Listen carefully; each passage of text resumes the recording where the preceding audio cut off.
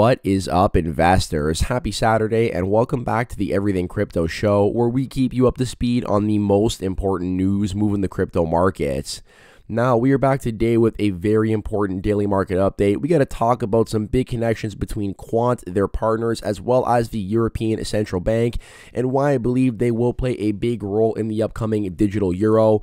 Then we have a crypto firm that did file for Chapter 11 bankruptcy previously, who may be able to make their way back into solvency, and what this means for some customers who have had their funds locked up on certain crypto exchanges now for a couple of months. And last but not least, we got to talk about Crypto.com, who spent out a very sort of like non-descriptive message here about a special invite program coming soon. So we're going to talk about what this may mean at the end of the video. And without further ado, it is time to sit back, relax, grab that morning cup of joe, and enjoy the show. Now, before we hop into the content, make sure to hit that sub, like, and notification bell if you have not already, and join the Everything Crypto Squad. We are planning to do a giveaway once we hit the 20,000 subscriber milestone. And with that, we're going to hop right in here with the question of the day. Today, I want to know, if you had to pick one team for your crypto portfolio, which one are you choosing? So Team A is Bitcoin, BNB, and Atom. Team B is Ethereum, Matic, and Crow. And then Team C is AVAX, Quant, and XRP. Let me know which one you are rolling with in the YouTube comments down below. Now with that, we're going to hop right in here with the charts, and we're not going to spend too much time here today because Bitcoin has not really moved much. It's currently sitting at 21.7K, and in between a very strong level of support and strong level of resistance. So to the upside here, what I would be looking for is a retest of 24.8K. We have actually not been at this 24.8K level now since about August of last year. So it's been quite a while since Bitcoin has hit this 25K area, and that is currently where the 200-week moving average sits, which historically has acted as a very strong level of support for Bitcoin. Now, this is the first bear market where Bitcoin actually did break below the 200-week moving average, and not only that, but we have now spent a sustained period of time below it. And just as the 200-week MA acts as a strong level of support when Bitcoin is above it, I think it will also act as a strong level of resistance now that we are below it. It is also worth noting that the 50-week moving average sits at 25.2K. We are seeing a potential convergence as the 50-week and the 200-week moving average may in fact cross over here.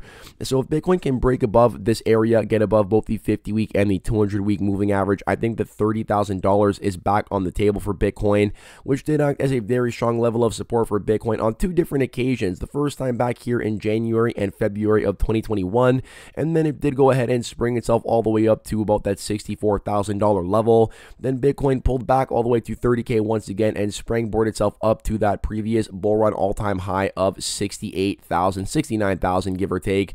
So clearly 30,000 does act as a very strong level of support for Bitcoin and a very strong springboard for the price action. And if we can get above 25K, that is where I think we are headed next. Now, as for the downside target here, I think the 20K is a very clear level of support and probably one of the strongest levels of support and resistance on this entire chart.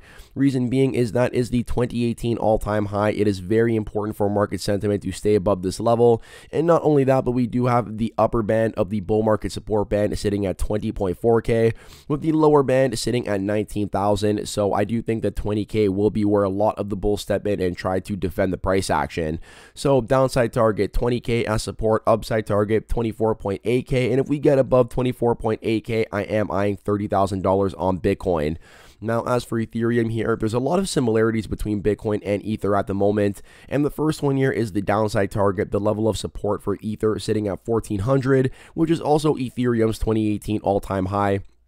Now, we do also have the bull market support band in between 1362 and 1461, with the 200-week moving average sitting at 1401 on the dot, right? 1401 and 39 cents. So effectively, give or take, you know, even $50 in the cryptoverse, because these prices do tend to be very volatile. I do think that 1400 will act as a key level of support for Ethereum. Now, to the upside, the first level I would be looking for is a breakout above 1764. This is where the 50-week moving average sits for Ethereum. Ethereum, which we have not even really tested here since about April of last year, late March, early April of last year. And if we can get above that level, the next area I think that Ether is coming in for a test of is that $2,000 level. This is where Ether topped out pre-merge. Last year in August, we called this as a very clean shorting opportunity as Ether was getting rejected here. And it did in fact make for a very clean short back down to about the mid $1,200 range at the 200-week moving average. Now Ether is back above the bull market support band after getting rejected here in August, trying to attempt it back here in September and getting rejected at the upper band once again in October and November of last year. We are back above that level, and if Ether can get above the 50-week moving average, I do think a retest of 2K is back on the table. And then in terms of the Bitcoin and Ethereum news, there's really not too much to go through in today's video. So what I want to do instead is remind you guys of two key catalysts that I do think are going to be big narratives in the next bull run, led by the two biggest blue chips in the crypto market. So as for Bitcoin, I think the big catalyst that will officially reignite the next bull run is the next Bitcoin halving set to occur on March 29th of 2024.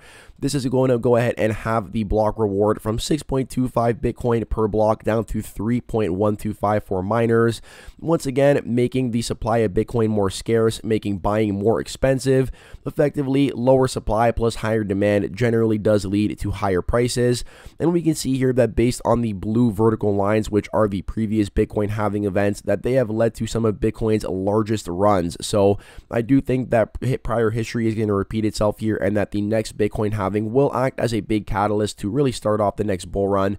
Then as for Ethereum here, I think that a big catalyst is going to in fact be the tokenomics of this project post merge to proof of stake. We can see here that in the past 149 days, there has been a negative issuance of 16.2k Ethereum, effectively meaning that since the merge has gone live, Ether has been a net deflationary asset. And this really has ramped up in the previous weeks and previous month in general. In the past day, we have burnt off 427 Ethereum. In the past 7 days, we have burnt off 7.3k Ethereum. And in the past month, we have burned off 18.3k Ether. So I do think that given that this is in the middle of a bear market rally, that we have seen this buying pressure, this on-chain activity leading to ETH flipping deflationary. Imagine what this may look like in a bull market when we have FOMO in the market as well. And that's when I think we are going to really start to see some explosive price action on Ethereum, as people do begin to realize that Ether is going to be a lot more scarce than it was under proof of work. And if you can't really, to put it into concrete numbers here, let's take a look at how much Ether would have been issued had we stayed under proof of work. This would have been 1.73 million Ether being issued in the past 149 days, which would have currently put Ethereum's total supply at 122.25 million. Instead, Ether supply sits at 120.5 million, and the supply is shrinking as Ether does continue on its deflationary tear. So that is all we got for the crypto market overview this Saturday. Now we are going to hop into the more specific news segment portion of this video, starting off with Quant here. Now we did discuss Quant earlier this week and the connections between the Bank of England, the HM Treasury, and Quant, as they did release a 116-page report exploring the creation of a digital pound. Now obviously they did not name drop Quant specifically, otherwise you'd probably see a lot more news on this, but there was a lot of connections to be made. So that is all we got for the crypto market overview this Saturday. Now we are going to hop into the more specific news segment portion of this video, and we're going to start this off by talking about Quant. So we discussed Quant earlier this week and why I believe they are going to play a key role in the future digital pound, as the Bank of England and the HM Treasury released a 116-page report exploring the creation of this digital dollar. Among the components discussed are an expanding range of APIs to meet user needs, ISO 222 compliant, both of which Quant offers through their Overledger technology, as well as Gilbert Verdium, the CEO, and his connections to the UK Prime Minister, as well as sitting on the board of directors of the Digital Pound Foundation. So definitely lots of different hints to suggest that Quant will play a role in the future of a digital pound. And not only that, but it does look like there are some connections between the European Central Bank, some of the companies they have selected to prototype their digital euro apps, as well as Quant once again. So the European Central Bank announced back here in mid-September that they were basically planning to test how well the technology underlying a digital euro integrates with user interfaces developed by different companies. And they chose 5 different organizations to help develop interfaces for a potential digital euro. These organizations, including the world's largest e-commerce company by market cap in the form of Amazon, and the next one here is an Italian payments-focused bank, Nexi. Now, they did select 3 other companies, but we're not going to break those down because these 2 in specific are the ones that do have some very interesting relationships with Quant. So starting off with Amazon here, it was announced back in March of 2019 that Quant Network did become an Amazon AWS partner. It says here that we are pleased to announce that Quant Network has achieved technology partner status with Amazon's AWS partner network, a move that will enable more than 1 million active customers to benefit from our Overledger blockchain operating system who use AWS cloud solutions to deliver flexibility, scalability, and reliability. The AWS Partner Network is the global partner program for AWS. It is focused on helping APN partners build successful AWS-based businesses or solutions by providing business, technical, marketing, and go-to-market support. Now, I want to go to who we serve here on the Quant website, and we're going to go to the financial institution section. And while Amazon is not a financial institution, they are the biggest global e-commerce company in the world. Therefore, they definitely do handle payments, and you can see here that under Quant's sort of use cases for financial institutions, that digital currencies as well as payments are 2 of the first ones listed here. So definitely something I do think that Amazon could in fact tap into Quant for. And the second company mentioned by the European Central Bank and selected for testing this digital euro payment solution is Nexi. This is a well-known high-tech Italian company providing innovative solutions for the banking and finance sectors. So Nexi did actually acquire SIA here. I don't know exactly when they acquired SIA, but the big thing when it comes to SIA is the SIA chain. This is actually being integrated with the Quant Overledger to develop DLT-based cross-platform applications and services. The partnership will help SIA create a fully interoperable blockchain network. Now, what is the SIA chain exactly, and why is this such a big deal? SIA chain is a private infrastructure leveraging on 570 European network nodes with SIAnet, supporting financial institutions, corporates, and public administration bodies in developing and implementing in a secure, protective way innovative applications based on blockchain technology. Now, they did turn to Quant here, aiming to integrate the Quant Network's blockchain operating system Overledger into the SIA chain infrastructure to enable interoperability, which is highlighted here as one of the biggest challenges and unmet needs faced by the financial industry to develop and implement blockchain and distributed ledger technology-based applications spanning different technologies. So right there, you can see how the SIA chain is tapping into Quant Overledger to help support different financial institutions and corporate bodies. And then let's take a look at Nexi here, who once again did acquire SIA a while back. So Nexi is basically offering a bunch of digital payment solutions for all their clients, including banks, small and medium-sized enterprises, large international companies, institutions, and public administrations. And they're offering a full range of innovative solutions for digital payment and for physical and remote payment acceptance, while providing tailored multi-channel solutions for e-commerce and every other business sector. And you can see here, based on the numbers, they are the #1 merchant acquirer by number of merchants and transaction value, with over 2.2 million merchants, the #1 card processor by number of cards and transaction volume, with over 170 million cards issued. So once again, we got the SIA chain there working with financial institutions, these corporate entities, and then Nexi working with retailers and merchants, medium and large enterprises, consumers, banks, and financial institutions once again, central institutions, the public sector, and you guys can see why I think this is a major partnership for Quant, not to mention the fact that they have now been pretty much confirmed to be working in this program with the European Central Bank on that upcoming digital euro. This is why I believe that Quant will play a very big role in the future of the digital dollar, not just in North America, but also in the UK and Europe, as they do make these key partnerships and continue that expansion. Not to mention the fact that the Quant Overledger does solve some of these key problems, including a central bank digital currency, payment solutions, tokenization, and most importantly, in my opinion, interoperability of these different blockchain-based applications and digital dollars. Moving on into the second big piece of news I did want to cover in today's video. This is surrounding major crypto brokerage firm Genesis, who did suspend withdrawals in the wake of the FTX collapse, saying that an influx of withdrawal requests exceeded their current liquidity. So this is a big deal here because Digital Currency Group owns Genesis. Digital Currency Group is a venture capital group that also owns other companies like Grayscale Investments and the crypto news outlet CoinDesk.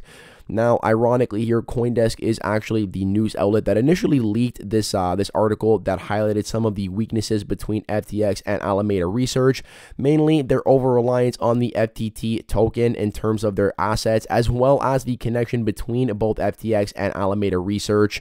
And this news spread like wildfire. People began to recognize that both FTX and Alameda Research was a house of cards, and you guys should know the story from there if you have been paying attention. So kind of ironic that one of the crypto firms owned by Digital Currency Group leaked this article and pretty much forced another one of their own firms into insolvency. And this did also have some negative ripple effects on the rest of the crypto market. The biggest one here being Gemini, a crypto exchange owned by Tyler and Cameron Winklevoss, who did have to announce that they were pausing withdrawals on their own program, which did use Genesis as their lending partner. We also had Circle here, the issuer of the USDC stablecoin, who is partnered with Genesis to extend USDC-based credit to businesses and merchants. And as pointed out by Blockworks at the time, their APY decreased to 0 when it sat at 0.25% before this announcement. So Genesis did go ahead and pause their withdrawals back in November, and then it was announced back here in January that they did file for Chapter 11 bankruptcy. So the lender said that it had assets and liabilities in the range of $1 billion to $10 billion. I mean, that's a pretty big range, but and estimated that it had more than 100,000 creditors in its filing with the U.S. bankruptcy court. Genesis Global, the parent group of Genesis Global Capital, also filed for bankruptcy protection along with another lending unit. So they said options under consideration included a sale and that it had $150 million in cash to support their restructuring. Under a Chapter 11 process, a struggling company is sheltered from creditors temporarily while it attempts to restructure its finances. And it does look like they were actually able to successfully restructure these finances and come up with a plan, as the bankrupt lender Genesis and parent DCG reach an initial agreement with their main creditors here. And I'm not going to break down all the details of what this means for Genesis and Digital Currency Group. What I do want to focus on more so is Gemini Earn here. As we discussed just a couple of minutes back, they were forced to halt withdrawals on the Crypto Earn program as Genesis halted their withdrawals. And now Gemini co-founder Cameron Winklevoss tweeted about the proposed settlement during the hearing, saying that Gemini will itself contribute up to $100 million more for Earn users as a part of their plan. So as you can see here on Twitter, he says today Gemini reached an agreement in principle with Genesis Global Capital and other creditors on a plan that provides a path for Earn users to recover their assets. This agreement was announced in bankruptcy court today. This plan is a critical step forward towards a substantial recovery of assets for all Genesis creditors. In addition, Gemini will be contributing up to $100 million more for Earn users as a part of this plan, further demonstrating Gemini's continued commitment to helping Earn users achieve a full recovery. We have been working around the clock since November 16th, 2022 to reach this milestone. We greatly appreciate the support and patience of Earn users during this time. This has allowed us to maximize our efforts on your behalf. There is still much work to be done to complete this process, including further due diligence of Genesis financials and judicial approval of this plan, but we are confident that we now have a framework in place to execute on. Thank you for putting your trust in us during this challenging time. We will continue to update you on how to participate in the recovery, key dates, information, and other milestones as they unfold on the Earn status page.